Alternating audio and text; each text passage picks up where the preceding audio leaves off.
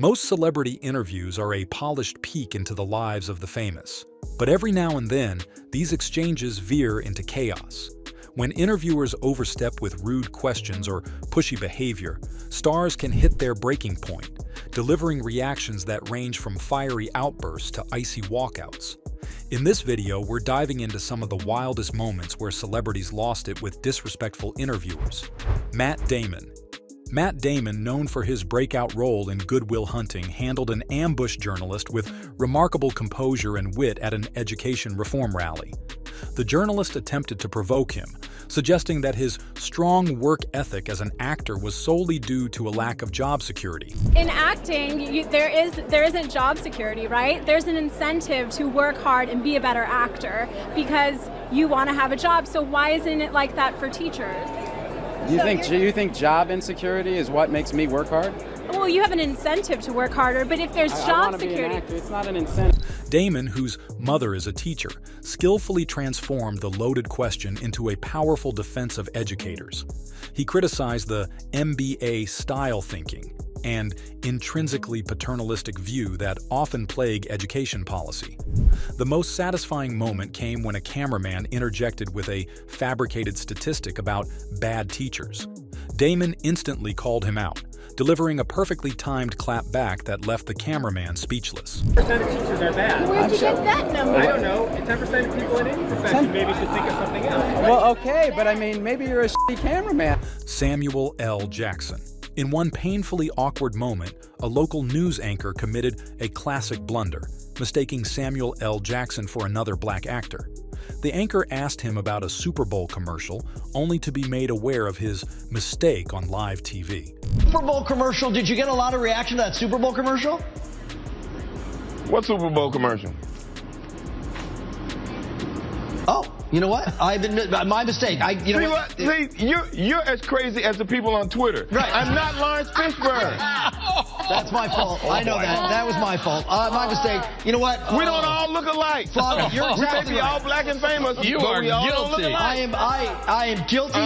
Next question. Jackson, with characteristic coolness, calmly but firmly corrected the anchor. While the anchor profusely apologized, Jackson used the moment to make a broader point about racial assumptions in the media.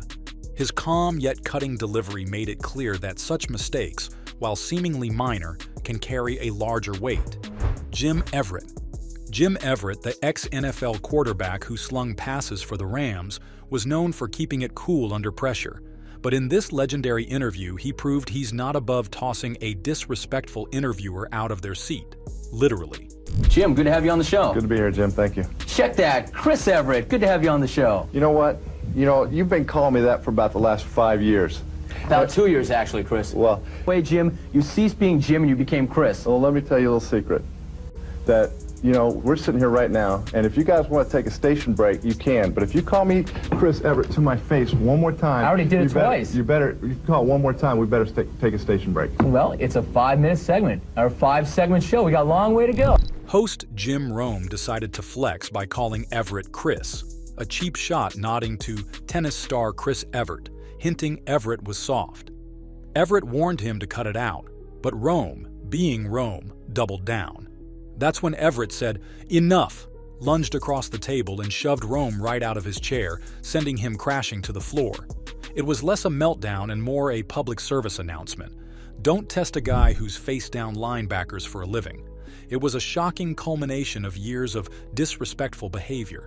As the network quickly cut to a commercial break, the incident proved that even behind a microphone, there are limits to provocation. The clip's still a Hall of Fame moment in sports TV chaos. Jonah Hill.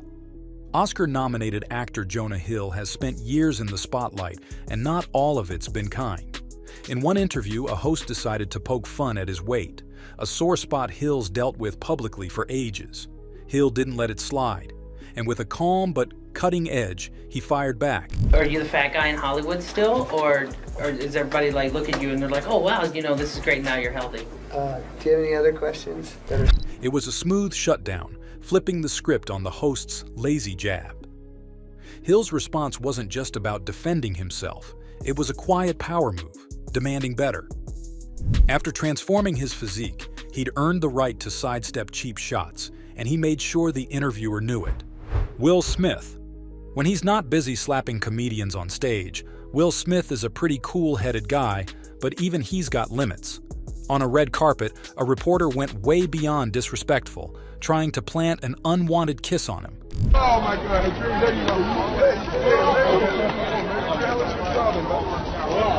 It wasn't just the physical boundary violation that set him off, it was the audacity.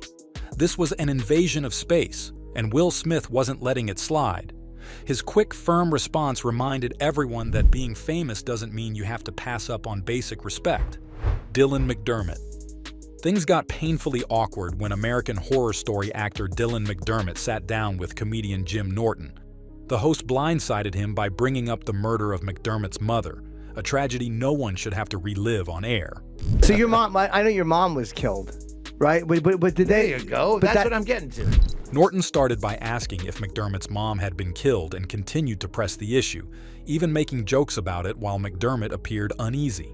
McDermott attempted to maintain composure and politely responded that he didn't want to discuss it. However, the host ignored his request and pushed forward, going so far as to offer him whiskey, despite knowing he was on a sobriety journey. The level of insensitivity was extreme. McDermott showed remarkable restraint, but his discomfort was clear to anyone watching. It was a sad reminder of how far some people are willing to go for a laugh, even if it comes at another person's expense.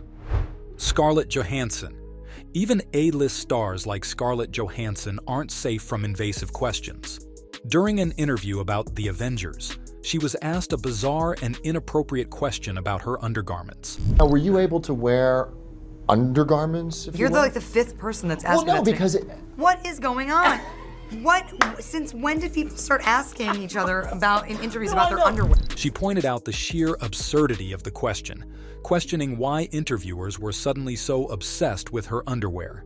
Scarlett's response perfectly highlighted the intrusive and often objectifying nature of some celebrity interviews, especially for women, and her refusal to play along was a powerful statement. Bill Burr. And speaking of laughs, Bill Burr, the king of unfiltered comedy, is well known for pushing boundaries.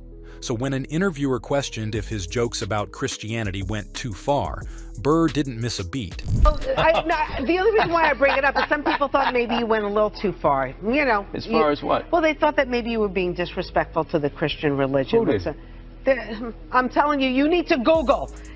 Oh, good Lord. We did maybe 2 jokes about that? Yeah, exactly. Don't you think the Catholic Church went a little too far? More so than my cartoon. All right, listen. A couple of jokes. I know this is a morning show. You can't bring up all those. He expertly deflected, hinting that perhaps the Catholic Church had gone a little too far themselves, more so than his cartoon jokes. It was a classic Burr move, using humor and a touch of sarcasm to highlight the absurdity of the question, reminding everyone of why context is so important. This is Bill Burr. That's your question? However, even the quick-witted Burr has his limits, and they were thoroughly tested during a notoriously unprofessional interview at an Atlanta radio station. The hosts were disrespectful and amateurish from the start. As the interview dragged on, the hosts kept pushing, even demanding that Burr perform like a trained monkey. His irritation became increasingly visible, especially when a host implied Burr was to blame for the interview's downward spiral. The final straw came when one host aggressively shoved a microphone in his face. That's when Burr decided enough was enough, taking control of the interview by literally taking the mic, asserting his power and reminding them of basic broadcasting etiquette. My mic? No, I don't.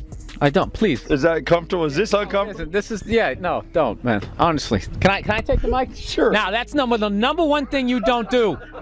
As I learned that in broadcasting school, you never give up the microphone. See, now I have the power. Tasha Rain. In a 2014 interview on Atlanta's The Regular Guys show, adult film actress Tasha Rain faced an incredibly inappropriate question from one of the hosts, Southside Steve Rickman. If we could stop for a second, I want to say to you, you have a very cute, soft, like a girly voice. Thank you. A lot of people say the reason people have girly voices is something bad happened to them at that age. Were you at an early age or were you fine?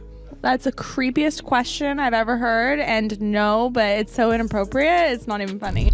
After complimenting her voice, he ventured into deeply personal and disturbing territory, implying that a girly voice might be linked to childhood trauma.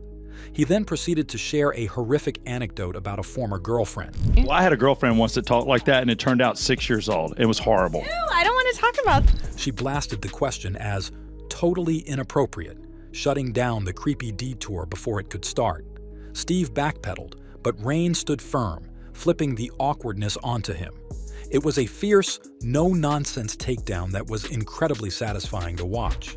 Billy Bob Thornton. Actor and musician Billy Bob Thornton delivered a masterclass in passive aggression during a notoriously uncomfortable appearance on Canada's Q radio show. Promoting his band, the Boxmasters, Thornton had explicitly requested that the host avoid discussing his acting career. Reacting to the fact that I said... Yeah, I am. Since you're instructed not to talk about shit like that, yeah, I am reacting to that, yeah. Because I mentioned that you were an actor and a screenwriter? Well, first of all, that wasn't supposed to be mentioned either, you know. You would prefer me to only do this interview not mentioning at all, just to clarify, that's correct, yes. At all that you've ever done anything in terms of acting, screenwriting? That's correct. However, the host ignored this clear instruction, immediately bringing up Thornton's work in Hollywood. Thornton's temper flared, and he made it abundantly clear that he was reacting negatively to the interviewer's disregard for his wishes. He sarcastically confirmed that he preferred the interview to completely ignore his extensive acting and screenwriting career. It was a slow burn of frustration, showcasing a celebrity subtly but forcefully putting an interviewer in their place, and vice versa. Jesse Eisenberg. Brace yourself for some serious cringe with this painfully awkward interview featuring actor Jesse Eisenberg and host Romina Puga. The interview went sideways almost immediately when Puga demanded Eisenberg perform a magic trick for her. Oh, the comedian Carrot Top? Yes, horrible. Well, you were like the Carrot Top of interviewers. Ooh. Yeah. No, it's a good thing. It's I'm a gonna good go thing. cry now. No, don't cry now. Cry after the interview's over, because otherwise I'll look like I'm responsible for it. Okay, so. Well, you are. Well, I don't want to know that though. Okay, well, so you know now. I said your name into camera. What else do you want from me? A magic trick. Okay. All right. So we can wrap this up. Hey, you're on my time. Puga's standoffish and almost hostile demeanor made the entire exchange incredibly uncomfortable. After likening him to the Carrot Top of interviewers, she continued to undermine his attempts to entertain, even claiming she already knew how his card trick was done and wasn't amazed. This should be your card then? Yes. Really? No. It's not. Is it your card? I mean, it doesn't matter. No, it's not. It's not my card. I don't need to be amazed. I already know how it's done. It's not. Okay. Was that your card? Ooh. See? Are you happy you lied to Yes. the point of almost not appreciating that? It was a masterclass in how not to conduct an interview, leaving both Eisenberg and the audience squirming. Vince McMahon. Vince McMahon, the larger-than-life founder of the WWE, thrives on confrontation. But in 2001, he turned an interview into a verbal cage match when the questions got too real. Things got heated almost instantly when sports commentator Bob Costas opened his interview with McMahon by highlighting the failures of the XFL, McMahon's short-lived football league. McMahon, thanks for coming, Vince.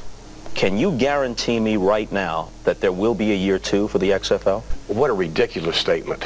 What? It's not a statement, it's a question. It's a question. I beg your pardon. It's a question. No. Costas pointedly asked if McMahon could guarantee a year 2 for the XFL. McMahon immediately bristled, challenging Costas's ridiculous statement. Costas pressed hard, and McMahon pushed back harder, snapping at him to shut up and firing off accusations of bias. It wasn't just defensive, it was a full-on power play, with McMahon leaning in like he was about to suplex the desk. The tension was undeniable, and McMahon made it clear he wasn't there to play nice with nosy journalists. If this turns out to be a grand-scale failure... You want to let me finish here for a second, pal? Shut your mouth and let me answer the question, all right? I'll be happy to answer. You got a situation that you don't know what you're talking about. Justin Bieber. Justin Bieber, the teen heartthrob turned global pop star, was once the poster boy for patience.